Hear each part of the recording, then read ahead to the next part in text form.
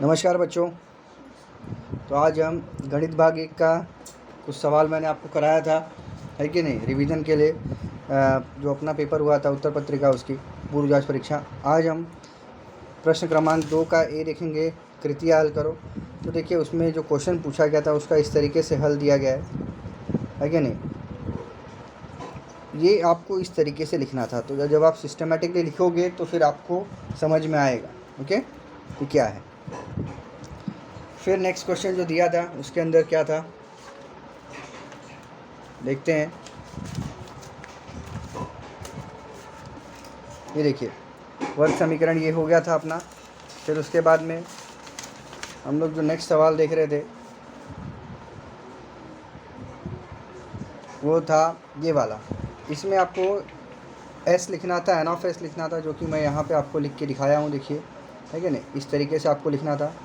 और N of ए से तो जितना बॉक्स दिया रहेगा उस हिसाब से नंबर बताता, आधे नंबर का एक बॉक्स। ओके, फिर ऐसे आगे का मैं एक वर्ग समीकरण हूँ, निम्नलिखित के पूर्ण कीजिए। तो उस तरीके से देखिए मैंने हल करके यहाँ बताया है कि नहीं। जैसे ऐसे लिखा है अल्फ़ा प्लस बीटा, अल्फ़ा गुणे बीटा क्या आएगा।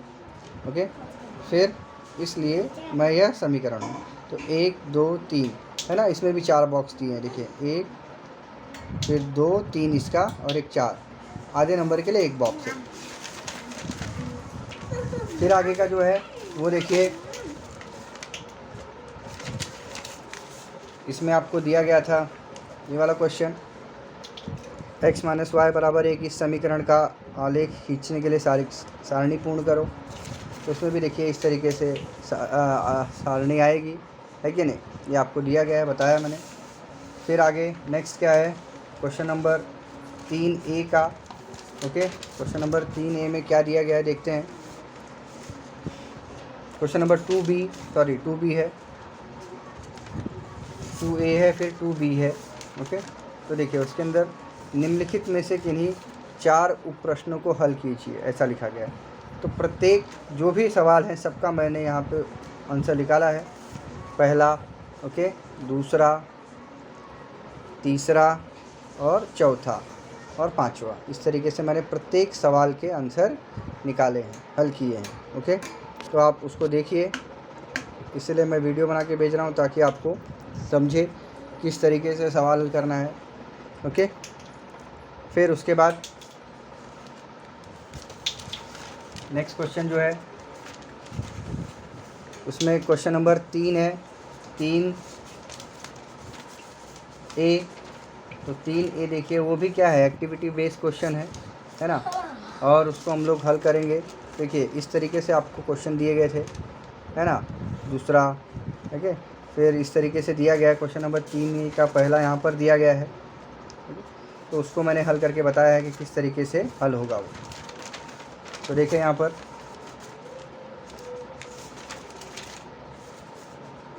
ये देखिए क्वेश्चन नंबर 3A का पहला ये क्वेश्चन था, इसको मैंने हल किया है। फिर दूसरा यहाँ पर हल किया है। देखिए इसमें बॉक्स है, 6 बॉक्स है, हर एक बॉक्स के लिए आधा आधा नंबर, तो इसलिए वो 3 नंबर का हो जाएगा। समझ में आया। फिर उसके बाद क्वेश्चन नंबर 3B, किन्हीं 2 उप प्रश्नों को हल करो।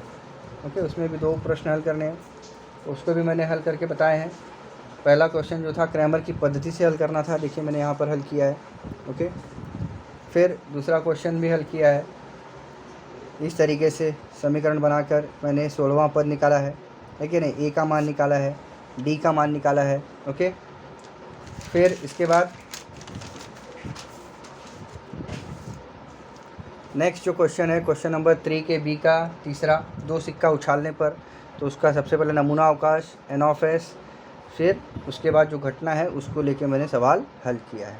ओके, फिर चौथा क्वेश्चन, ये देखिए ये समीकरण है, इसको हम लोग को सूत्र विधि से हल करना था, तो मैंने उसको भी हल किया है।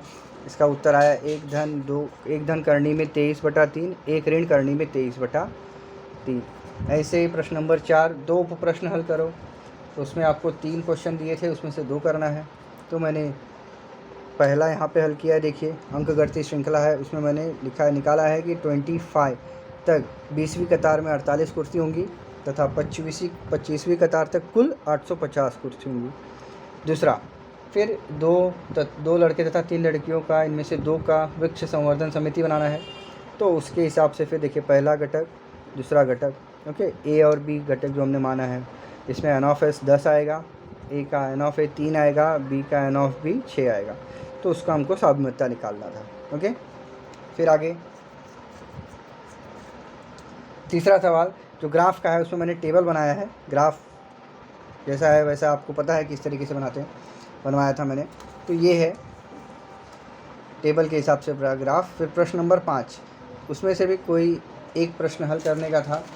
उसमें से बहुत सारे बच्चों ने गलतियां की हैं, किसमें, दोनों क्वेश्चन में। ओके, किसी भिन्न